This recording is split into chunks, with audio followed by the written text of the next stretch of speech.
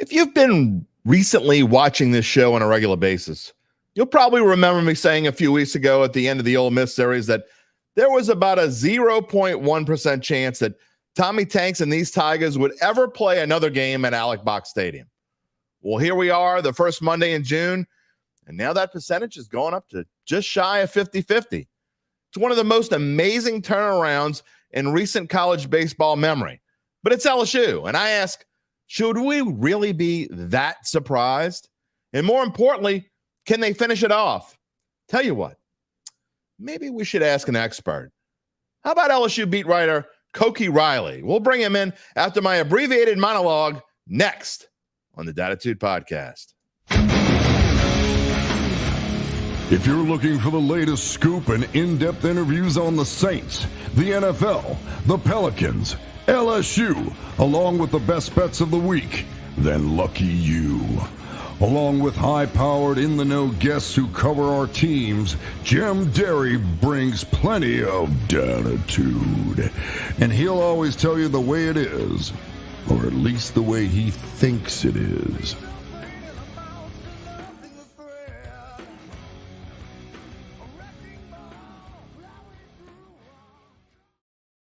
Where you at, New Orleans? And hello to my friends elsewhere, everywhere, out there who just can't get enough of LSU baseball magic. Tommy Tanks, Monster Milam, Gage Jump, Luke Holman, Jared Jones. On Sunday, who was it? I mean, it was a whole cast of characters on Sunday. Josh Pearson, Griffin Herring, Brady Neal, a complete team effort for sure. In fact, if I would have told you before Sunday that Tommy Tanks would have just one RBI, Nate Ackenhausen would be pulled after 2/3 of an inning, and LSU would be losing 5-0 to Wofford after one inning, what would you have thought? I know what I would have thought. I also know that I think that today is Dattitude, episode number 246, brought to you by Evangeline Securities for a Monday, June the 3rd, 2024. I am your host, Jim Derry. I'm not wearing my LSU clothes, but, I'll have them on later. Are you one of those people who you have to wear the same thing? Does the hat need to be in the same place? Do you wear it the same way? Do you change it if something goes wrong? Are you superstitious? I am. I am a superstitious host. There's no question. You don't have to be superstitious to know whether you're watching on one of our NOLA.com social media channels or listening to the podcast. As always, I thank you for being a part of the show and being a part of the Dattitude family. Yes, you can be a part of the show, like Rocky. Good morning, go Tigers. Well, you can never have enough go Tigers. Gabe calling the Cardiac Cats. He might throw on his Rally Possum shirt. Do we need the Rally Possum today? I don't know. Mike, Tigers winning another title in baseball this year. The odds have changed. We're going to talk about it in a little bit. They have changed, actually, just for this game. They have changed dramatically. Not since last night, not since you ate breakfast at 7 or 8 o'clock this morning, but in the last hour, they have dramatically changed. I'm going to tell you about that in just a minute. But again, if you want to comment or leave a question, whatever it may be, you know how to do it. You leave it in the stream, whether you're watching on YouTube, whether you're watching on Facebook, if you're watching on X/Twitter, you can leave me a comment. If you're not watching live and you're listening after the fact on Apple, Spotify, wherever you get your podcast, you can send me a comment, jderry@theadvocate.com. A reminder also to subscribe to our Dattitude YouTube page. Click that little bell if you so inclined, but we definitely want you to subscribe. Subscribe first, and then you can like as many videos as you want. You'll also receive notifications when we go on the air live, which is normally Monday, Wednesday, and Friday at 10 a.m. 11 a.m., 10 a.m. Mountain Time, if you're watching in Denver. 11 a.m. every Monday, Wednesday, and Friday. This week's going to be a little bit different.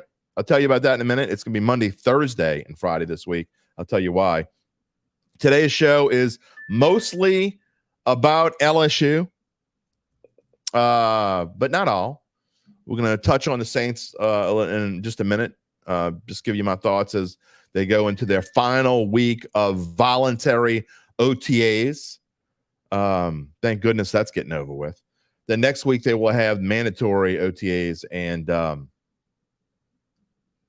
yeah, that'll be it. They'll go on vacation for about, 5 weeks, and they'll come back and get ready for training camp. Before we go any further, you see the topics there on the screen, and again, mostly LSU today. Give me a brief moment to tell you about my friends at Evangeline Securities and tell you how they can help you figure out the rest of your life. What do you mean, Derry? How are they going to help me figure out the rest of my life? Well, if you're pondering selling your business or even know someone who is in this situation, then you need to get in touch with Managing Directors Nick Braden and Ron Hemel. By now, if you've been listening, you know that they came home from New York to New Orleans to not only be back with the people they love, but to use their expertise in a market that truly needs it. It didn't hurt that the Saints only play in New York like once every 2 years, and they couldn't see them play over there, except on TV. But back to business. Their company will start you off with a complimentary service that includes a detailed evaluation of your business to figure out its worth, and they take as much time as you need to go through their findings with you and share their thoughts. If you decide to proceed, Nick and Ron will find you a buyer by beginning an extensive auction process that involves established private equity funds from across the world. Across the world. They will maximize the return process for the founder of your company and the founder's family, so then you can hold the Lombardi Trophy of life. A corny analogy, maybe. But I've been authorized to use all sorts of football metaphors, and this was the best I could come up with on a Monday without a second cup of coffee. What's not corny is asking you to check them out at www.evangelinesecurities.com, and we will talk more about them later in the show. Okay. Before we get into LSU and all of that, there's something I want to talk about briefly this morning. Have you guys, and you ladies, I mean guys in the general term, everybody's a guy. You guys, hey, you guys, y'all, whatever. Did you see the Caitlin Clark thing this weekend? I was debating on whether to talk about this because I don't normally, I don't know. I stay away from things like this a lot. But I just felt like I had to talk about this today. I am no fan of Caitlin Clark. Anyone who's watched me over the past several months and beyond, I don't like her. I don't know. There's just something that rubs me the wrong way about Caitlin Clark. That being said, I thought what happened this weekend in WNBA game was she got nailed to the floor completely unnecessarily is a problem. And it's the mentality. I don't understand the mentality. I just don't get it. And I'm going to show you this clip in the post. It's a 20-second clip. It's the actual foul itself, and it wasn't reviewed for a flagrant one, which it should have been. And then it was kind of dismissed in the post-game press conference. The beat writer, asked a question for about, I don't know, ask 1-2 simple questions, and the coach says that's enough. Why? Why is that enough? Why are we not pressing this issue and asking more about what happened? Let's show you what happened first. And again, the press conference after, I'll come right back. Was called. The question is, will they call it unnecessary? Kennedy Carter. Play before bumping in with Caitlin, it seemed like she turned to you a little bit after the fever score. I didn't answer no Caitlin Clark questions. Did she say anything to you? I don't know what she said. What'd you say to her? I didn't say anything. That's enough. That's enough. Why? Why can't we ask questions? If you watch that clip, you see her clearly out of the blue. It's not part of a play. She says, "You bitch," and then out of the blue knocks her down. Now, was it a huge takedown? It wasn't like, a defensive end. It's not what we hope Chase Young does to Kirk Cousins later. No, it wasn't that bad in the grand scheme of things, but it just kind of shows you a mentality. Why are they hating on Caitlin Clark? And I can sit here and hate on Caitlin Clark just because I just don't like her. I mean, I'll be straight up. But I wouldn't do that in a basketball game. Makes no sense. I don't know. It bothers me. So that's why I showed it. And then it bothered me more. I think that the coach said that's enough. You saw that was a 18-second clip that included the highlight. So the reporter asked question for, and she responded, Kennedy responded for what? Not even 10 seconds? That's enough? Why is it enough? We should be able to ask those sorts of questions. We'll see if there's more on this later on. I think there will be. I don't think that's the end of this. I think you're going to see Caitlin Clark get knocked around. And again, is this a show where we talk about a lot about the WNBA? No. But I felt it was important to talk about it. Again, we're going to see more of that later on. All right, back to LSU. And Rocky's asking me, do you believe the lights will be back on in the box for one more series? Honestly, well, if they win tonight, Rocky, they're going to be playing in the box. There's no question about it. They'll get West Virginia. Jerry, good morning. How are you? Thank you for joining the show, as always. Uncle Big Nick's here. You just happened to tune in when I was talking about Caitlin Clark. Why didn't her teammates help her? Very good question. Very good question. Again, I don't think this is the last of this. I think we're going to be talking more about this as we go along. I'm going to get back to LSU in just a minute. Saints, again, last week of voluntary OTAs. Look, we talked about it last week. Is this as important a week for the defensive line? See how they go forward? What are they going to do now? Where are they all playing now? I'm going to be watching that. We talked about the offensive line last week, and we're certainly going to watch that again. Is Taliesin Fawanga going to be back at left tackle again? Is Trevor Penning going to be back at right tackle? Are they going to start moving other pieces around? Who's playing left guard? These are all questions I want to know the answer to. You can't tell everything from OTAs, but you can tell a little bit. And I think you could tell the thought process. If this continues to go on the way they're playing on this offensive line, I've already told you my thoughts. We'll share them more. Matt Moscona's on Thursday. Larry Holder is going to be on Friday as we continue to talk about the Saints and other NFL teams, and probably going to bring up more of the odds, especially in Friday's show. Next week, we'll be delving into maybe some over-unders of not just the Saints, but other teams. My extra point today is on the Dirty Birds getting in trouble. You got to like that. So you got to hold on to the end of the show today. Dirty Birds in trouble. What's going to happen to them? We have their tampering issues. Kirk Cousins just flat out said, I was talking to their trainer before he was allowed to. I mean, how dumb do you have to be to admit that? That's coming up in the extra point. But yeah, Saints, I think what you see in OTAs is kind of what they're expecting, especially when you have a new offensive coordinator in Clint Kubiak. You're going to see going forward. You're going to see whatever they're doing now, they're at least trying out. They talk about putting this in 6 pieces of install. Clint Kubiak's new offense.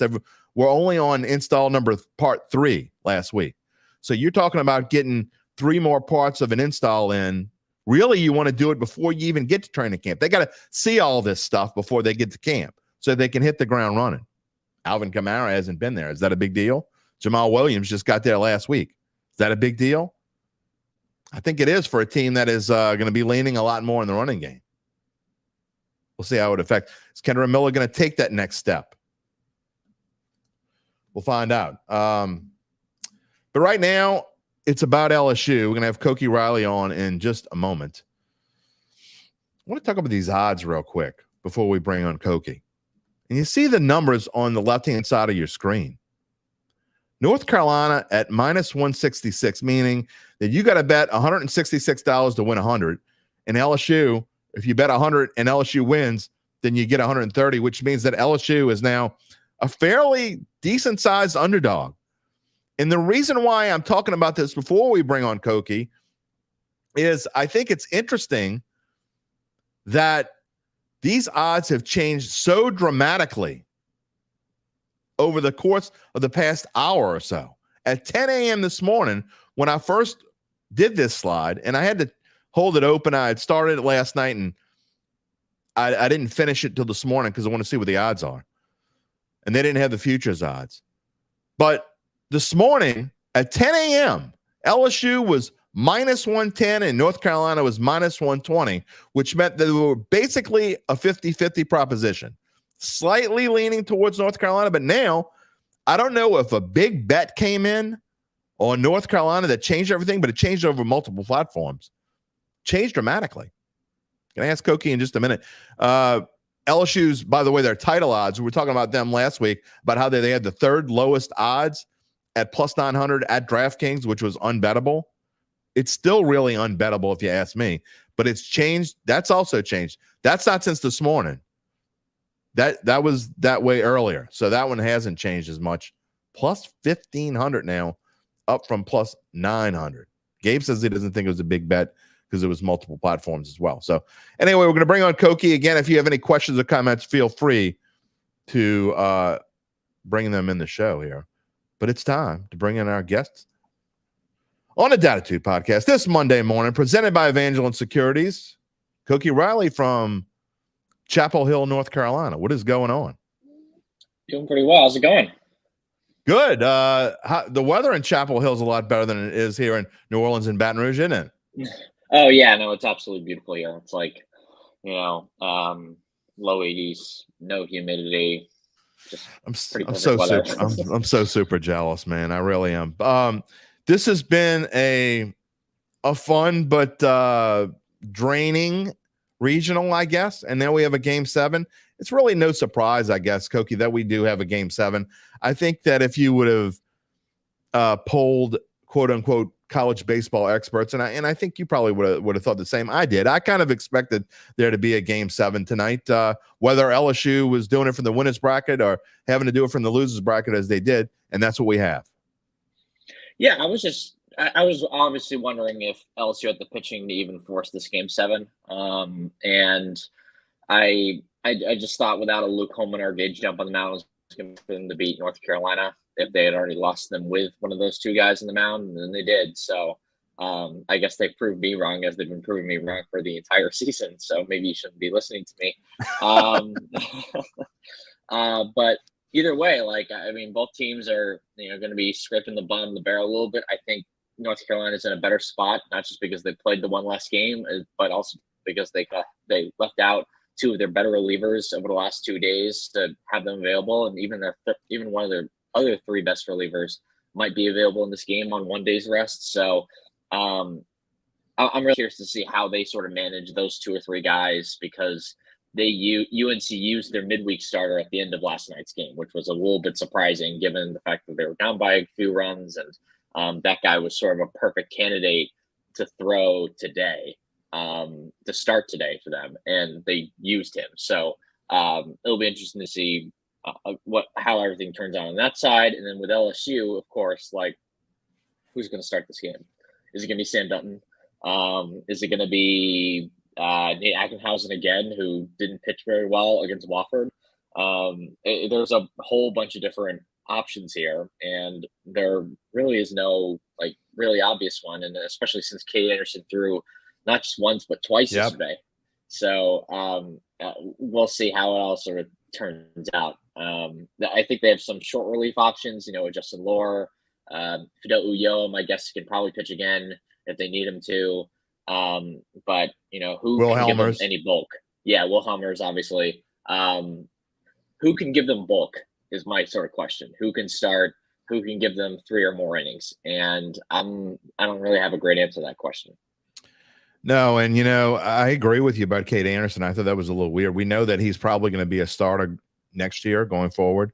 The St. Paul's product. I got to watch him pitch in high school, and he was quite the pitcher in high school. But I think going forwards, like you said, after he pitched as much as he did yesterday, you got to think he's out of the equation. I think 40 something total pitches on the day. And he looked like he tired a little bit, so I think he probably is out of the equation.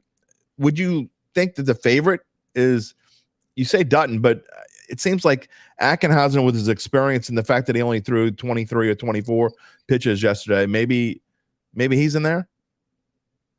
Yeah, I think absolutely. Yeah, with Ackenhausen. he just didn't. It's just hard because he didn't pitch very well literally the day before, Right. and I'm really curious to see like what his stuff would look like against a team like North Carolina. Maybe Wofford's just more used to a guy with more limited velocity like he does, and who's more deception than velocity. But again, I don't know. And yeah, it was just it was like a really tough performance from him. He threw 27 pitches, which isn't too much. So it definitely makes him available for today. It's just a matter of, do they want to start him or do they want to save him in a high leverage spot at the end of the game? Like, that's another question, right? Because you don't have a ton of options for that either, unless you're going to throw Gavin Guidry again. And just to double check, Gavin Guidry threw 40 pitches yesterday. So That's a lot. Yeah, it's a lot. And I think they could probably throw him again, but I don't think it would be for very long if they could, right? So yeah, I think that's probably a do or die situation where it's a really tight game and you feel like I need 1-2 outs, maybe even in the ninth if they have a lead or it's tied. And you say I got to have 1 or 2 outs, but I agree with you. It's not like, you don't do to pitchers what Skip Bertman did back in the day. Not blaming Skip Bertman. It was done that way. And I don't think people knew any better back then, but maybe you should have. Yeah. I mean, I'm also curious. I mean, this might sound slanderous, but not slanderous, but this might sound outlandish, I should say. But Gage Jump will be on 2 days of rest today. I think that's absolutely a possibility. I'm glad you brought it up because I was going to bring it up. Today might be his bullpen day anyway. Exactly. Throw. That's what they do in the major leagues, right? They just throw great starters on their bullpen days on a day like today. I mean, Jay Johnson will never tell anybody whether he is or is not available. It'll be him and Gage Jump, and nobody else will know. But I would not be shocked if he threw an inning in this game. I don't think it would be anything more than that, but I wouldn't be shocked. Jim Derry here with Koki Riley on the Dattitude podcast on this Monday morning, brought to you by Evangeline Securities. Not be shocked. I gotta say, I almost think it's likely. It depends on the scenario. Like, exactly, if the game's out of hand, or correct. If they're even if they're up by 4 in the ninth inning, I don't think they would do it. But like, if they're up by 1, sure. Here's one thing. I don't think you're gonna. You talk about being shocked about things. I would be shocked if LSU's up big tonight. I mean, I know Tigers fans don't want to hear that. This is not a game. Here's one thing that concerns me. The one thing that LSU had going for them going into the game last night was they had so much momentum, so much hitting momentum. A lot of times you say some of those hits for the next game. No. Against Wofford, I'm like, keep banging them out. Keep hitting the ball hard because you're going to carry that momentum over later in the afternoon. One thing we saw last night, and that does give me cause for concern, or pause for concern, whatever way you want to say it, is that they hit the ball so well the first 5 or 6 innings, and then they kind of tailed off there at the end. Meanwhile, North Carolina, just the opposite. And I do think that hitting momentum carries over. So you see, even though that score 8-4, to me, that's a really misleading score because LSU got themselves in a couple jams, extricated themselves out of it. But man, it was anything but that score was a lot closer there towards the end than 8-4 showed. Yeah, no, absolutely. I agree with that part.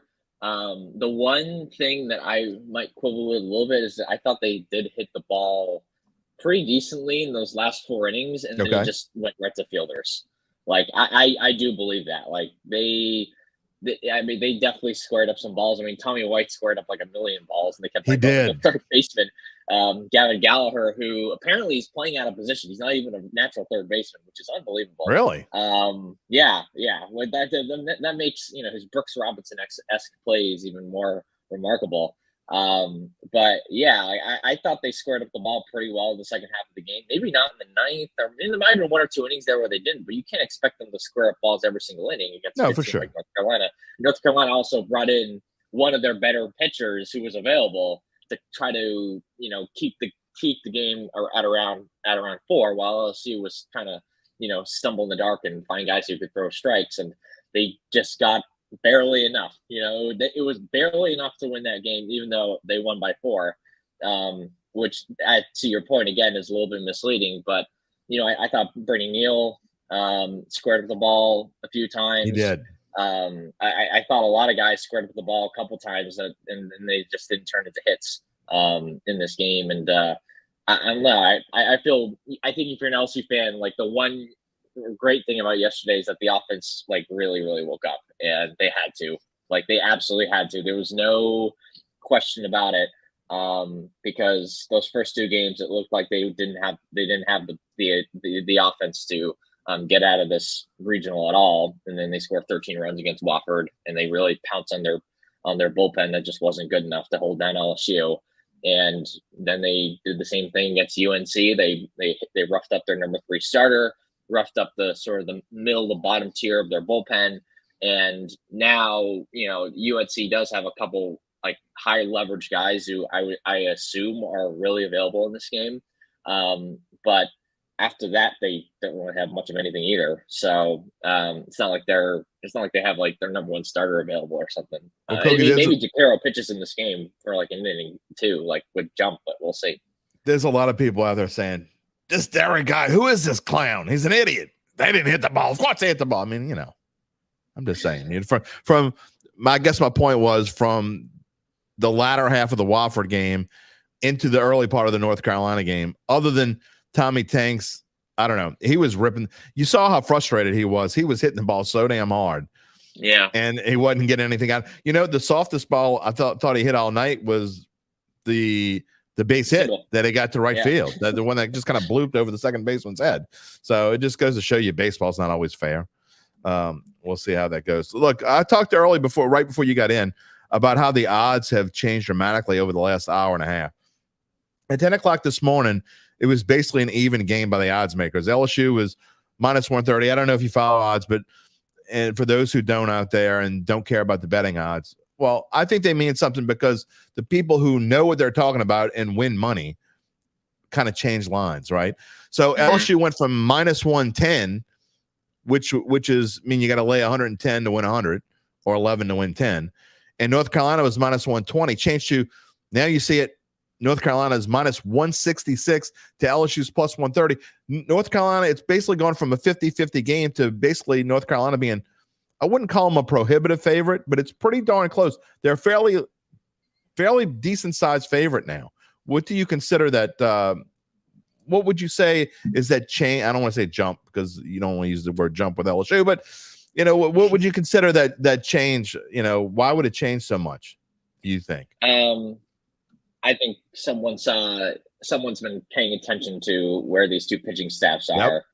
And someone watched the end of the game last night and saw how close LSU was to, not blowing the game, but like really losing that lead. And said, wow, like I can make a lot of money here. I think you might be right. Yeah, exactly that. It's gonna be really curious to see how it all. I'm really curious to see how it all sort of. I think tonight's gonna be an interesting game. I really do. David says, "Go Tigers," and he also says, "Congratulations to Jay Johnson on his lottery payday." Okay, well, hey, Jay Johnson's a really good baseball coach. There's no question about that. Now he's taking this program back to where it once was. Right. All right. Here's another cause for concern, and again. Maybe it's not that big of a deal, but we talked about Tommy Tanks hitting the ball really hard. Okay. And he's hit the ball really hard. He's frustrated. How does he react to that frustration is my question for the night. And then only 1 RBI yesterday, all the runs that they scored, 21 runs. And then Hayden Travinski, except for his home run, he's basically been non-existent. He's like Joe Boo. Figure out he can't hit the curveball. He can't hit the slider.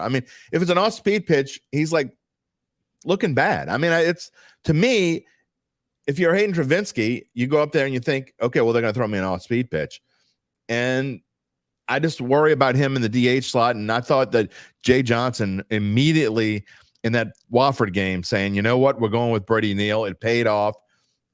What will we see tonight, especially at catcher? Will it be Brady Neal? Will Brady Neal play DH? Will Milazzo be back in there? Lots of question marks. So you're just, that's a long-winded question, but your thoughts on those?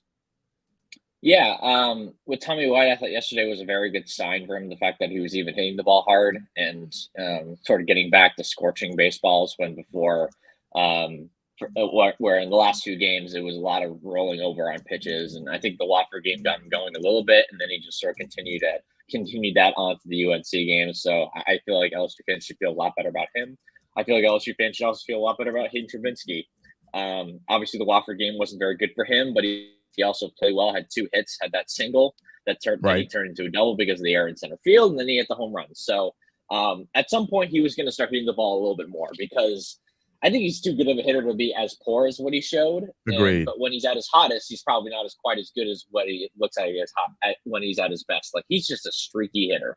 And I've watched a lot of games this season, and like that's the one takeaway you really get from when you get to see a guy like Hayden Travinsky in the lineup every single day. So it seems like he's. So you're not worried? No, not necessarily. Like I think that like you mentioned the Brady Neal, Alex Milosov situation too, the sort of tail into that. It's going to be really interesting to see because like I didn't think this was going to be a debate again, just because of the way Milosov had been catching and some of the little bit of the offense he's been giving them at the plate, but Brady Neal, had to come in because, he had to play because, Milosov wasn't going to catch all 18 innings. So that was just asking one guy to do too much. But he came in there and played really well at the plate. And they need that extra juice, especially in a game where you need to score a lot of runs. Personally, if I had to choose, I would probably start Brady Neal in this game just because you need the extra offense. And that's important. And he's hitting the ball well right now, which is something that I didn't necessarily expect because he hadn't been hitting and playing a lot lately. And you just, with that rust, what does that look like? But I don't know, like I wouldn't blame them if they went the other way too and said that, okay, we need to get our pitchers through this somehow. And Alex Milosov is our best answer for that. Or you just DH Neal or maybe you switch him out in case depending on the situation in the game. Like I'm open to that too. So I'll tell you this, it's a very tough decision. Jay Johnson has done an outstanding job, not only formulating lineups, but knowing when to make changes. And I think he's been better than that, as good as that as anyone. And by the way, as pointed out by multiple people, to show my West Bank stupidity moment, he's talking about Justin Jefferson in his payday, not Jay Johnson. Yeah. I'm thinking baseball right now. So the contract moment, I'm thinking maybe there's something in Jay Johnson's contract that I know about. No, I'm talking about Justin Jefferson. By the way, that's JJ is getting paid. Did you see that this morning, Koki? Mm-hmm. Yeah. Oh yeah. I need some of that money. I need something like that. All right. Lastly, just your thoughts on tonight. And do you feel like North Carolina should be the favorite? Or do you feel like this is a 50-50 game down the stretch, that the right moves are going to be pulled? Are we going to have ninth inning drama tonight? What are your feelings about tonight? Maybe not so much your prediction. I feel like it's very fair to say that North Carolina is the favorite. They probably are the favorite to win this game just because I think the pitching's in a slightly better spot and they still have a great offense, and a very dangerous offense that does a really good job of working counts, that does a really, really good job of maximizing contact. They only scored 4 runs last night, but they scorched the balls, and that's something that you definitely got to keep an eye out for. But I think LSU can win this game. I don't think it's too far fetched to say that at all. And I think that's because, they have, I think the lesser pitching heading into this game, but if you really wanted to stretch a couple guys, maybe you could piece something together again. It depends how aggressive they want to do this. That's what a lot of this comes down to, right? Because I think in the SEC tournament, the difference between this and the Tennessee game, the SEC tournament, is that we knew that they weren't going to push the limit too hard in the SEC tournament because they had the NCAA tournament. Well, now they're in the NCAA tournament. Now this season comes down to this game. And if you win this game, you're probably going to win the Super because I'm not even – this isn't even an indictment on West Virginia. They earned it. Like, good for them, obviously. But you're going to be at home. You're going to have your top 2 starting pitchers available again. And you're going to have your full COD guys, and again, I'm going to say this again because it's important. You're going to be at the box, and when you didn't expect to be at the box again, playing at the box again this season. So, I just honestly think that like you'll be the favorite heading into that, and that has to be somewhat in the back of your head in terms of the importance of winning this game, because this North Carolina team's the toughest obstacle you're going to face heading 100%. into, and that's not anything against West Virginia, but North Carolina has 3 losses at home this season. They haven't lost back-to-back games at home all year. They're a top 5 team in the country for a reason. It was a tough draw for both these teams. The fact that we're even getting this is very entertaining to the neutral site fan, but pretty unfair for both teams' fan bases. So, and for both teams in general. So, I don't know. It's going to be really, really fascinating. I get that Gabe's in the background saying he saw Coastal coming in and beat the Tigers a few years ago. Let's want the great breaks, but here you go. I'm going to just say it. Whoever wins tonight's game is going to Omaha, period. I don't care who it is. Should go to Omaha. The key word there is go. should. I mean, come on. We can't guarantee anything. I mean, like Stony Brook beat LSU in a home regional too, a home super regional too. I'll guarantee you. Yeah, like they would have. There would be. I won't say no excuse, because there can always be good excuses, but they would be the favorite, if not the heavy favorite, if they won. I think either team, honestly, would be like this. This could decide who goes to Omaha. And well, if West Virginia wants to use a piece of the Dattitude podcast for their locker room material, then feel free. But they ain't beating North Carolina LSU. It ain't happening. So whatever. But I'll tell you what. I will say this before we let you go, Koki. I said a few weeks ago, we were talking about Tommy Tanks' last game at the box, and people were saying, well, maybe. I'm like, no, that's Tommy Tanks' last game at the box. Now, who knows? Well, if they win tonight, it's not his last game at the box. I mean, so who knows? It'll be interesting. I mean, everyone thought that. Yeah. I mean, everyone thought that. Like that when Hayden Travinci hit his double against Ole Miss and he got a huge standing ovation. How could you not?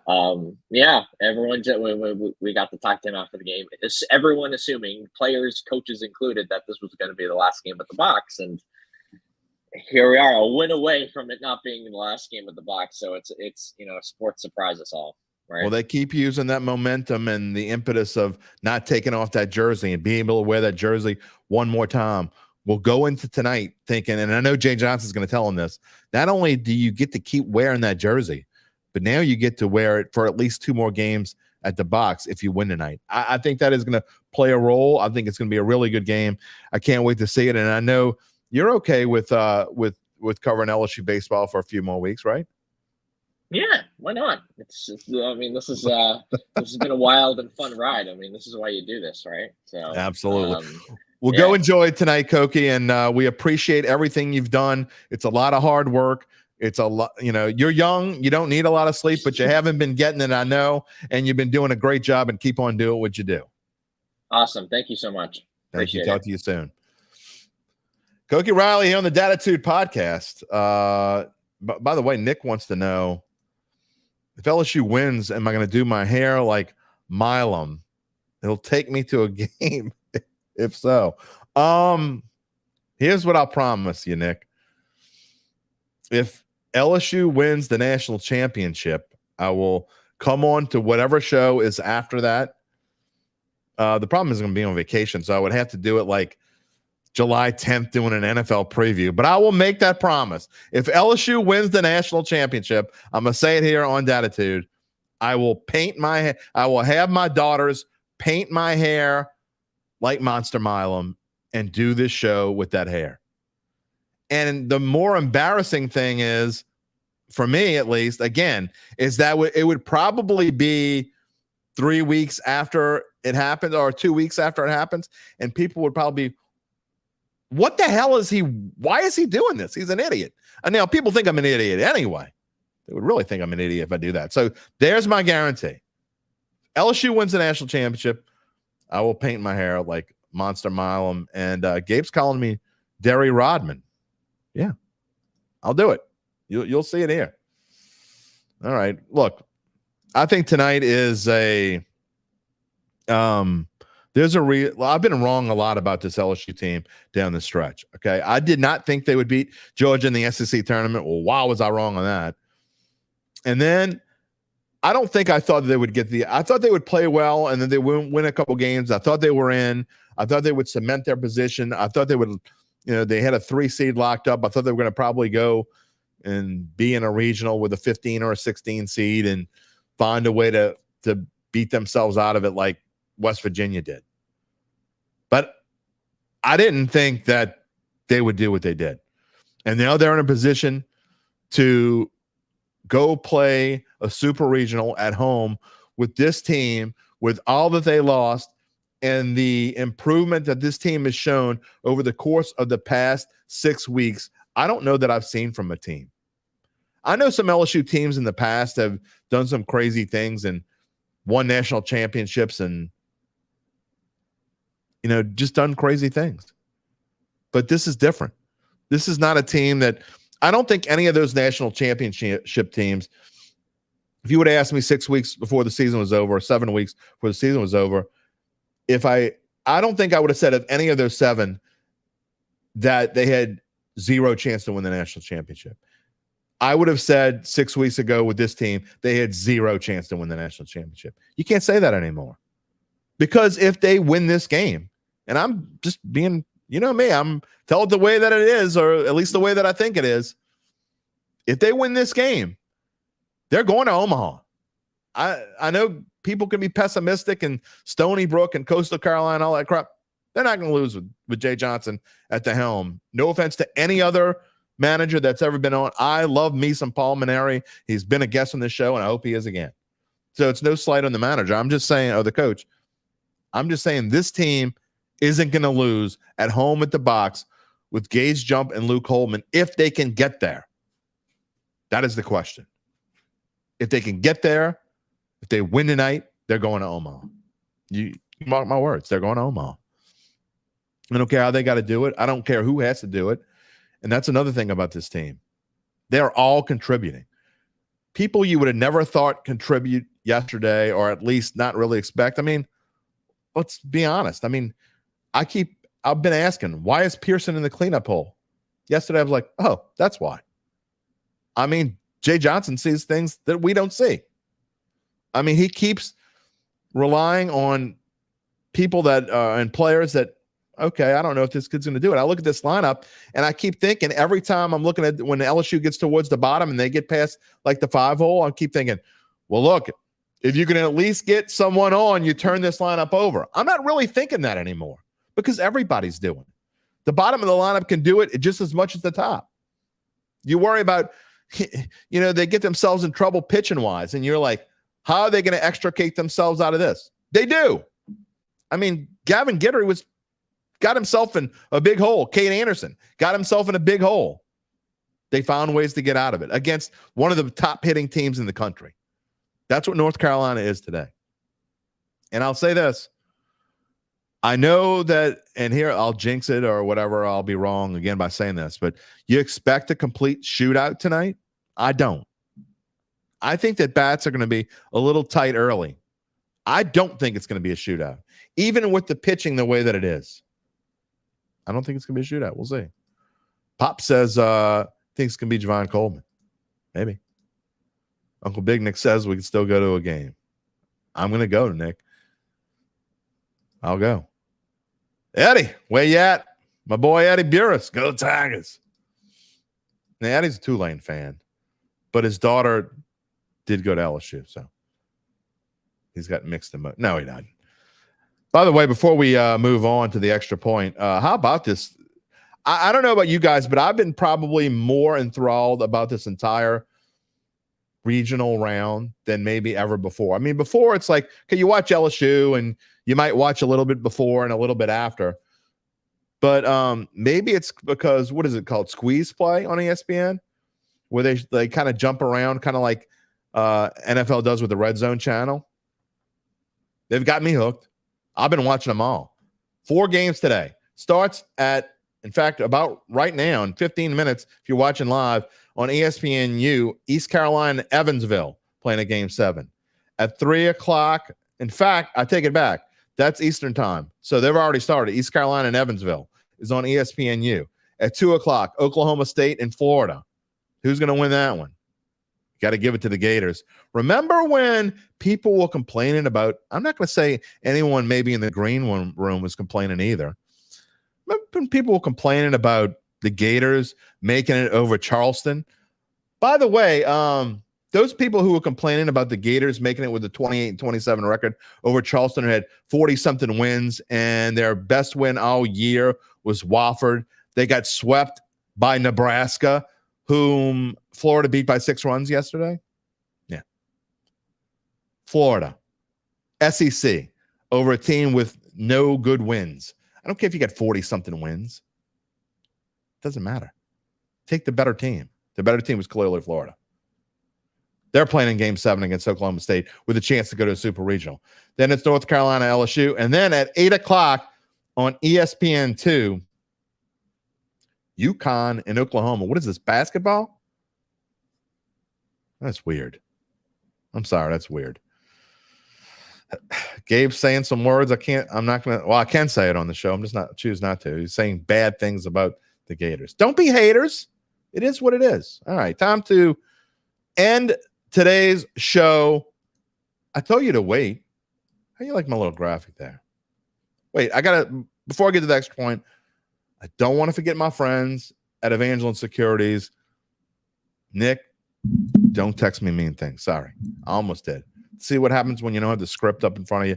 Before we get to today's extra point, let me continue our story about our friends at Evangeline Securities.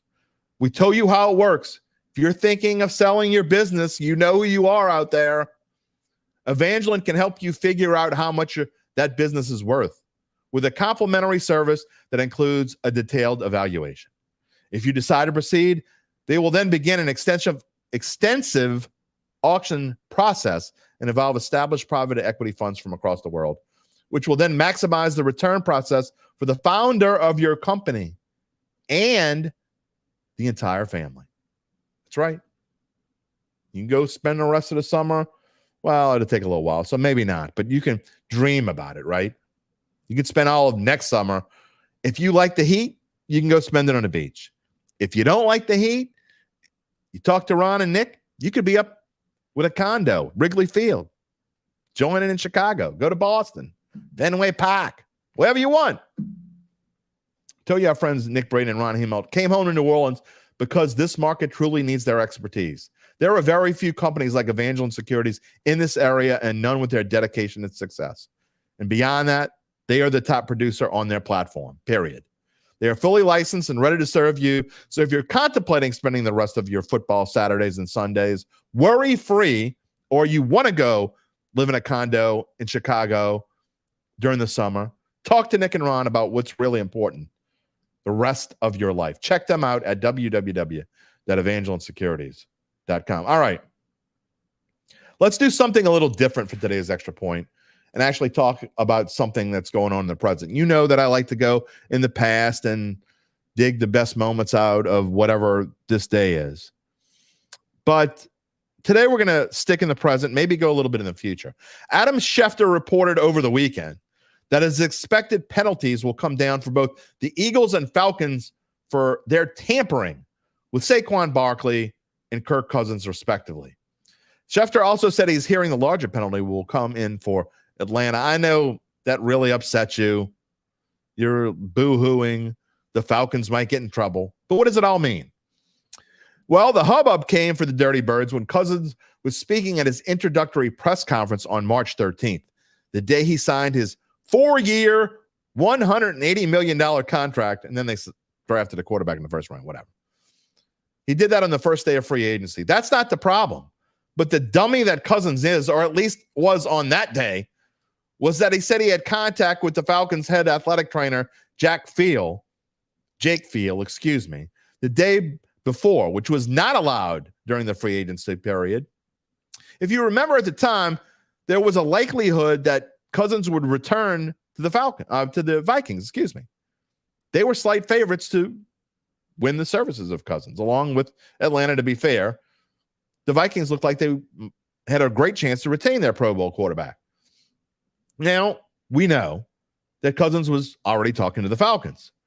This is why the odds were so close among the top two, even though the experts thought he would go back to Minnesota. Now, talking to teams before you're supposed to is nothing new. If you're naive to not think everyone does this, then you might want to buy my shares in the new Desert Lake Causeway being built in Phoenix. The thing is, Cousins actually told the world they were talking, and no one wearing his new colors told him not to, or they didn't tell him in a way he could understand. Does this show that the continued ineptitude of the Atlanta Falcons and why we will always have trouble believing they'll do anything right, even when in years like this, they are fairly large favorites to win the NFC South? Now, I know we all feel sorry for them birds, but the question is, what will their punishment be? You might remember a couple of years ago when the Dolphins had improper contact with both Tom Brady and Sean Payton, or at least Payton's agent, Don Yee. In the case of Payton, the Saints had the rights to their former coach and did not give permission to Miami for the two sides to speak. Not that Payton gave a damn. The Dolphins then lost their first-round pick the following year in 2023, and then their third-round pick in this past draft. And the owner, Stephen Ross, also was fined $1.5 million and suspended almost half the 2022 season. Would anybody be upset if Arthur Blank was suspended for half the season? I mean, you wouldn't have to see him walking around the sideline. We're going to lose again. He always does this. He's like walking around with his hand over his face. Oh, we're losing again. Our coach sucks. You hired him, dummy. Would the Falcons' penalty be similarly as severe as the one the Dolphins got? Possibly, but maybe more likely they would lose along the lines of a second-round pick. If it is a first, we told you, remember they used this first rounder on this last year on quarterback Michael Penix because they needed a quarterback so bad. Once again, the Falcons being, well, the Falcons. And even though it likely won't affect anything that has to do with the 2024 season, I can't wait to find out how this story ends. You know we will follow up here on Dattitude. What are they going to do to me? They're going to give me a penalty? I don't know. Falcons being Falcons. It's a lot of fun. We'll have more fun here. A reminder, that is going to wrap it up for this Monday, but remember the show. We're going to have a show on Thursday this coming up week. Matt Moscona, it's going to also be noon if you watch here live. And I see a lot of you did this morning. We thank you for joining the show. Matt Moscona will be on Thursday at noon, the show. And then also Friday, Larry Holder is going to be on. All Saints. And Uncle Big Nick, you're asking about whether we're going to talk about the U.S. Open. And I got to say, I just don't think I'm at the time. We'll try to squeeze it in. We'll see. But next week is my last week before vacation. But we do like to talk about majors and golf tournaments. We'll see if we have the time. All right. I want to thank Koki Riley and, of course, Gabe Henderson from behind the scenes. I want to thank all of you who are part of the show, typing in your comments and questions. We hope you can join us on Thursday. Matt Moscona will be here. And a reminder to subscribe to our Dattitude YouTube page. Click the little bell. You'll always receive notifications. You won't have to remember what time we're going on live. You'll always know. You can also subscribe to the podcast on Apple, Google. No, you can't subscribe on Google. I got to take that out. Spotify. Wherever you get your podcasts. That's all you need to know. Find a replay on the show on NOLA.com/sports. We'll see you on Thursday. Go Tigers! Take it easy, my friends. If you're looking for the latest scoop and in-depth interviews on the Saints, the NFL, the Pelicans, LSU, along with the best bets of the week, then lucky you. Along with high-powered, in-the-know guests who cover our teams, Jim Derry brings plenty of Dattitude. And he'll always tell you the way it is, or at least the way he thinks it is.